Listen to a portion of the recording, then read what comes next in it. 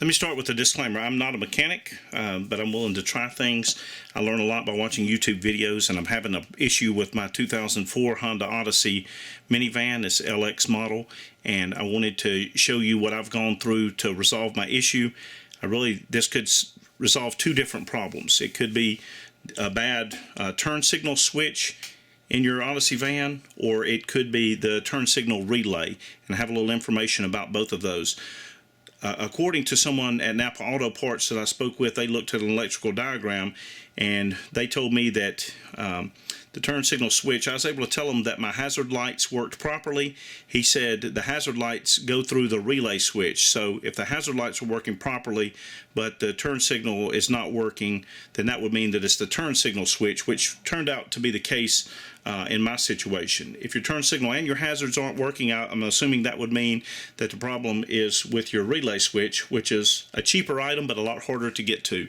So I'll try to show you how what's involved in checking both of those items. Before you start this project, you need to take loose your negative battery cable.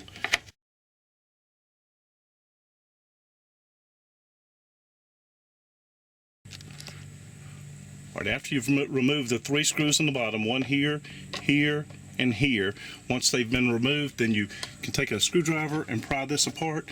You see the little tabs there that hold it in place. Just take a screwdriver and gently pry those apart. I didn't break any of them doing it that way. After you've popped the 2 panels apart, you can see this piece will come completely out. So you can take this piece completely out to get it out of the way if you would like. Or you can leave it hanging right there and get to the part you need. The part we need to look at is right here. It's the turn signal switch. Okay, next you need to take your steering wheel, turn it to the side like this so you can get access to the 2 screws here. And we need to remove the screw here and the screw here. There's 2 screws to remove. All right, after the 2 screws have been removed from here, then you can just pull this. It may take a little tugging to get it out, but you pull out your turn signal and have to unplug the wires in the back. Okay, to unplug the wires in the back, you see right here, there's just a release that you'll press on this release, press it in, and then tug on it. I can't do that because I'm only working by myself. And then it comes out. It looks something like this. A white background so you can see it. Okay, now I have the turn signal and switch out of my van, and this is how it's sitting if you're facing the steering wheel. You see we have 2 screws here on the front. That's not what you want to deal with. You want to turn it over and deal with the screws on the back that are in the same place where your electrical cords plugged in the back. You have 2 screws here, and you want to remove those 2 screws next. All right, now I've removed the 2 screws from here and here. On the other side, there's a tab that holds it. There's 2 items here that hold it, and so I'm going to pull against that. And when I did this before, mine kind of fell apart. It takes a little pressure, and pieces went everywhere on me, but it's easy to find the right place for those. I'll show you where these pieces go and how this thing works, or I will try to. Let me go ahead and show you this. This is probably a part that needs cleaning. Just wipe all this down. I don't know about applying other grease. I'm not a mechanic, but these are the parts that some other tutorials have said clean up. You also have parts from the inside. This seems to be a problem with mine. I don't know how well you can see it, but mine actually burned out and I had to replace this piece, but I'll tell you more about that. But the first thing you can try is try to clean these. I'm going to show you how these parts go back in here. I hope that we have enough contrast for you to see that.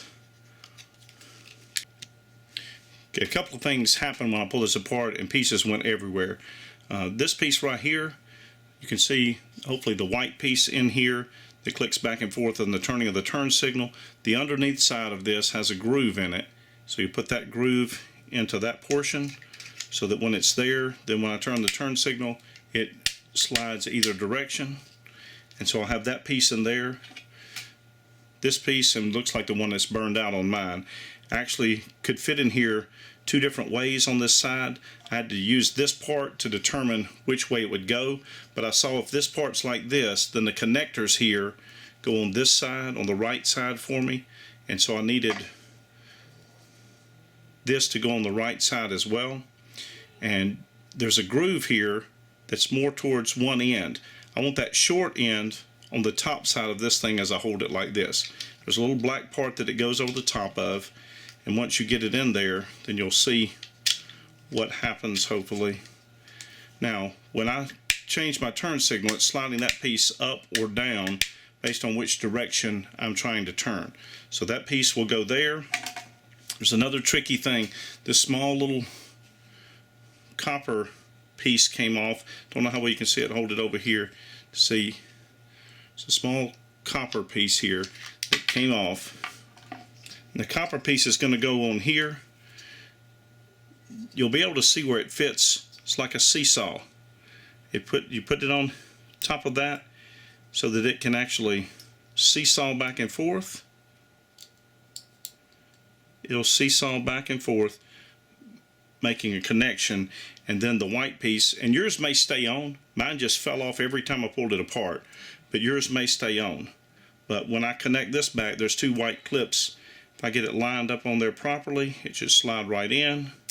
And then my seesaw mechanism's under here, and it will do what it's supposed to do. And I'm ready to assemble the whole thing. Take these two pieces and put them back together, and you can line it up and see how everything goes back together. Big thing to remember is this piece on one side. Put the narrow end towards what would be the top, the way I'm holding my piece now. And I'll put these back together after everything's been cleaned up, and take my two screws and return them here and here, and put that back in your van, and hopefully that will solve your problem.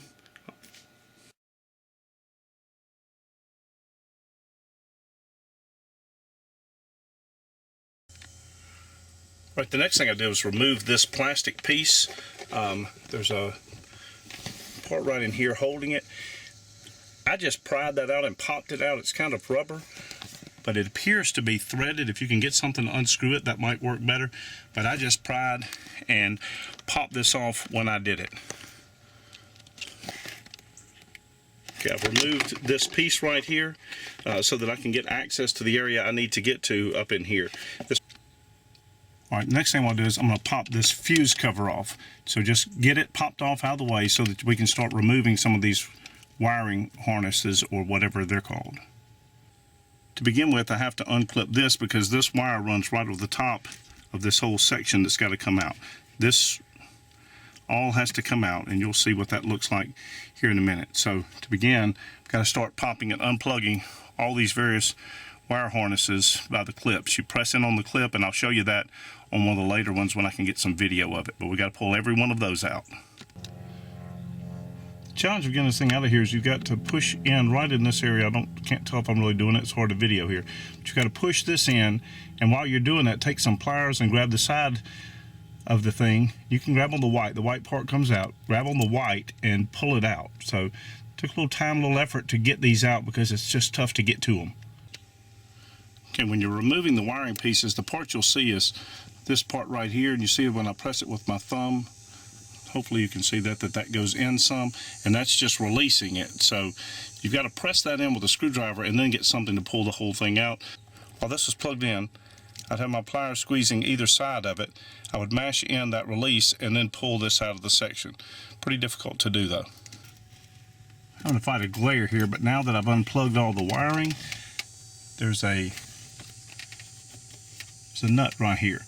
I want to leave it on while I unplug the wires, but now I'll take it off so I can pull the assembly out. Okay, once you've unplugged all the plugs and taken loose the screw right here from this portion, then you should be able to pull this out. It's kind of tight, but you just pull it out and take the whole assembly out. It takes a little wrestling with it to get it where you would like. But once you're there, this right here is the piece that you're after. Pull this out. Just some firm pressure, and we get it out. That's what the part looks like.